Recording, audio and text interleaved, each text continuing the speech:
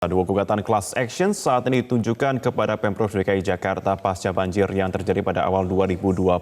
Pemprov DKI dianggap lalai hingga menyebabkan kerugian bagi masyarakat baik secara material maupun moral. Class action terkait banjir juga pernah dilakukan sebelumnya dan apa sebenarnya class action ini dan apa saja syaratnya dan apakah gugatan class action ini selalu berhasil? Langsung saja kita cek faktanya bersama rekan Zakia Arvan. Zakia, silakan. Baik, terima kasih Marfi dan juga pemirsa. Bagi negara-negara penganut civil law seperti Indonesia, gugatan class action mungkin belum menjadi sebuah kebiasaan yang dilakukan ketika masyarakat dirugikan, khususnya terkait dengan kebijakan publik dari pemerintah. Meski masih sedikit, sudah ada beberapa gugatan class action yang dilakukan, meskipun tidak berujung manis bagi masyarakat. Mari kita mengenal dulu apa sebenarnya class action ini sendiri. Nah, class action adalah pengajuan tuntutan hukum secara kolektif dalam suatu masalah atau tuntutan yang sama, terutama terkait dengan kebijakan publik yang merugikan banyak pihak. Ini adalah peranata hukum yang berasal dari sistem common law tapi juga ini sudah diadopsi oleh negara dengan sistem civil law seperti Indonesia. Nah, class action ini sendiri mulai dikenal di Indonesia ini pada tahun 1987, pemirsa, di mana saat itu ada pengacara bernama R.O. Tambunan yang mewakili orang tua dan remaja di seluruh Indonesia menggugat pabrik rokok karena iklannya dinilai meracuni remaja, mengganggu kesehatan dan juga menghancurkan generasi muda. Namun gugatan ini ditolak.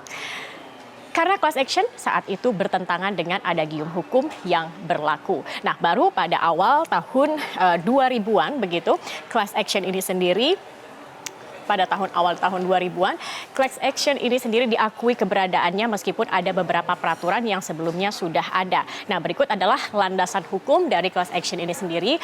Ada yang pertama adalah Undang-Undang Nomor 23 Tahun 1997, tepatnya di Pasal 37 Ayat 1 tentang pengelolaan lingkungan hidup. Ada 3 hal yang diatur dalam undang-undang ini.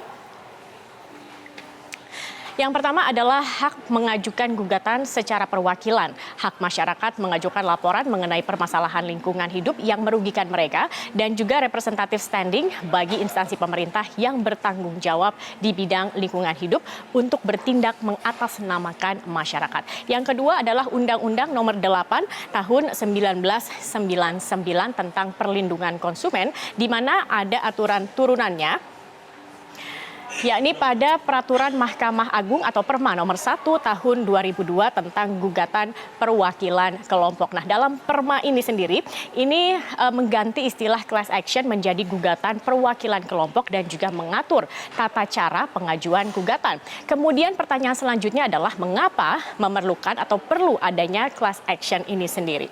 Kita akan lihat ada beberapa alasan. Nah, kita coba bayangkan dulu, Marvin dan juga pemirsa, dalam kasus banjir kemarin ini tentunya ada ratusan, mungkin ribuan orang begitu yang mengalami kerugian atau ada ratusan orang yang ingin menggugat. Nah, dengan class action ini sendiri, jumlah perkara yang akan diajukan nantinya ini akan lebih efisien dan juga prosesnya atau proses berperkaranya juga akan lebih ekonomis. Dan selanjutnya class action juga ini untuk menghindari adanya putusan yang berulang-ulang untuk satu kasus yang sama atau satu gugatan ini yang dapat beresiko adanya putusan inkonsistensi dalam perkara yang sama. Nah, bagaimana kemudian syarat untuk mengajukan dari class action ini sendiri atau gugatan class action ini sendiri? Mengacu pada Perma Nomor 1 Tahun 2002 dan juga Undang-Undang Nomor 8 Tahun 1999 tentang perlindungan konsumen tadi. Inilah beberapa persyaratan untuk dapat mengajukan class action. Yang pertama tentunya ini adalah jumlah penggugat minimal harus ada 10 orang. Nah, dan perwakilan ini harus menyangkut kepentingan banyak orang. Jumlah minimal 10 orang ini, pemirsa, adalah untuk efisiensi dalam proses gugatan. Kemudian persyaratan fakta-fakta yang sama. Nah, ini untuk persyaratan fakta-fakta yang sama di mana pihak perwakilan dan juga anggota kelas yang diwakilkan ini harus punya kesamaan dasar hukum atau question of law-nya dan juga kesamaan fakta atau question of fact-nya yang bersifat substansial. Misalnya ada sumber yang sama, waktu yang sama, perbuatan dari pihak tergugat yang sama. Nah, kemudian adalah kesamaan jenis tuntutannya. Nah, ini jenis tuntutan yang sama tidak mewajibkan penggugat untuk mengajukan besaran kerugian yang sama, tetapi pokoknya, misalnya tuntutan biaya pemulihan tempat tinggal, kemudian barang hilang dan lain-lain. Kemudian selanjutnya ada kelayakan dari perwakilan, di mana pihak yang jadi perwakilan kelas ini harus memenuhi sejumlah syarat, diantaranya memiliki bukti-bukti yang kuat, kesamaan fakta atau dasar hukum, komitmen untuk memperjuangkan hal kelompok, bersedia menanggung biaya yang diperlukan selama pengajuan gugatan dan juga peradilan. Nah, terakhir kemudian adalah tuntutan ganti rugi harus dijelaskan secara rinci. Nah, gugatan class action ini sendiri memang sudah pernah dilakukan beberapa kali kepada Pemprov DKI Jakarta. Berikut kami hadirkan pemirsa fakta di antaranya. Yang pertama adalah pada tahun 2002 warga Jakarta mengajukan gugatan mengenai banjir. Kemudian pada tahun 2007 ada jaringan korban banjir Jakarta juga menggugat tentang banjir. 2017 warga Bukit Duri menggugat tentang penggusuran. Kemudian di tahun 2017 yang sama ini juga ada gugatan mengenai swastanisasi air. Tahun 2020 Gerakan Suara Rakyat Bersatu menggugat tentang banjir. Tim advokasi korban banjir DKI juga menggugat tentang banjir. Nah, dua yang terakhir inilah yang saat ini tengah dilakukan oleh kelompok masyarakat ini. Tetapi dalam sekian gugatan yang pernah masuk, ternyata ini setidaknya Pemprov DKI Jakarta pernah 2 kali kalah. Yakni yang pertama pada tahun 2017, yang pertama ini adalah mengenai warga Bukit Duri yang menggugat atau pengadilan mengabulkan sebagian dari gugatan class action yang diajukan oleh warga Bukit Duri, Jakarta Selatan dalam proses penggusuran. Dan kemudian masih di tahun yang sama, di tahun 2017, ini juga pemerintah dan Pemprov DKI Jakarta kalah melawan koalisi masyarakat menolak swastanisasi air Jakarta terkait dengan swastanisasi air. Ini adalah dua di antara di mana Pemprov DKI Jakarta kalah dalam gugatan class action ini sendiri. Sementara pada gugatan tahun 2020 ini ada poin-poin dalam class action soal banjir. Kita ambil salah satunya ini dari tadi ada penggugat yakni Tim Advokasi Korban Banjir Jakarta 2020. Di antaranya adalah pengelompokan pengaduan di mana ini rumah terendam, kendaraan terendam, tempat usaha terendam.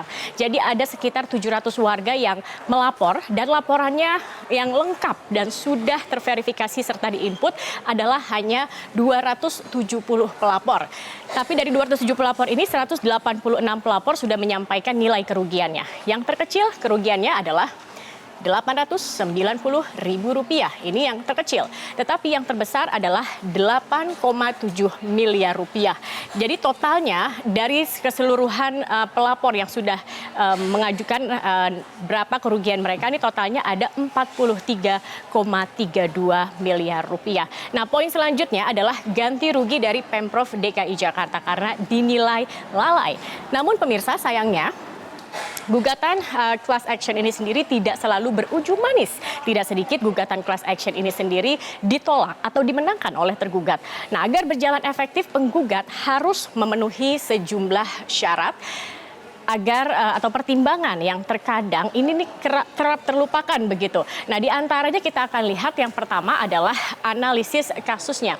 Nah, bagaimana kemungkinan kasus ini bisa dimenangkan. Juga tidak lupa untuk dilengkapi dengan bukti-bukti penunjang yang tentunya ini harus lengkap. Kemudian juga banyaknya jumlah pihak yang dirugikan yang dilengkapi dengan laporan yang lengkap. Kemudian ada besaran jumlah kerugiannya serta persyaratan formal dalam pembuatan surat gugatan dan pemberitahuan. Nah, terkadang ini tidak menjelaskan dalam surat gugatan dan pemberitahuan ini tidak menjelaskan secara rinci apa fakta hukumnya, definisi kelas dan lain-lain. Ini yang dapat membuat gagalnya sebuah class action ini sendiri. Jadi setidaknya itulah pemirsa, berbagai hal yang harus diperhatikan nanti ketika berbagai laporan, data, fakta, barang bukti, dan juga segala persiapan sudah lengkap, maka alur yang akan dilakukan selanjutnya, pertama adalah setelah gugatan ini masuk dalam proses persidangan dimulai, hakim ini akan memeriksa, kemudian mempertimbangkan kriteria gugatan perwakilan kelompok.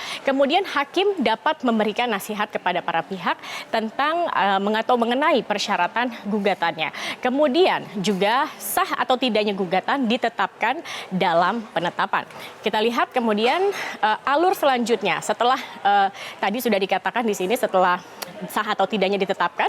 Kemudian jika nantinya sah atau jika diputusan sah, maka ini perwakilan hakim akan memerintahkan penggugat untuk mengajukan usulan model pemberitahuan untuk mendapatkan persetujuan hakim. Tapi jika hakim menyatakan tata cara gugatan per kelompok ini atau perwakilan kelompok ini tidak sah, maka pemeriksaan gugatan dihentikan dengan putusan hakim. Nah, itulah fakta-fakta pemirsa mengenai class action ini sendiri.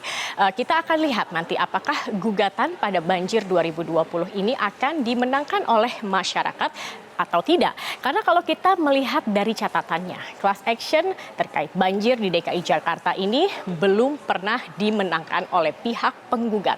Kemudian kita akan lihat, nanti juga kami akan menghadirkan pemirsa perbincangan selengkapnya bersama rekan saya Marvin Sulistyo mengenai gugatan class action ini sendiri. Marvin, mungkin juga nanti bisa digali mungkin seperti apa sebenarnya efektivitas begitu ya dari class action ini sendiri untuk memperbaiki fasilitas ataupun juga kebijakan publik yang akhirnya juga berdampak kepada masyarakat sehingga tidak lagi dirugikan. Itulah Marvin dan juga pemirsa fakta-fakta yang dapat kami hadirkan. Saya kembalikan ke Anda ke studio. Marvin, silahkan. Betul sekali. Zaki, 2002 dan 2007 saya catat betul senjata Anda dari sebelumnya ya, memang tidak pernah menang. Apakah ini bisa menang dan kemudian langkah antisipatif apa yang bisa dilakukan secara hukum oleh warga jika lagi-lagi nanti akan ditolak. Tapi kita tidak akan berharap itu bisa terjadi, tapi kita akan lanjutkan perbincangan ini. Kita akan kembali usai jeda pemirsa, tetaplah bersama kami di Metro Siang.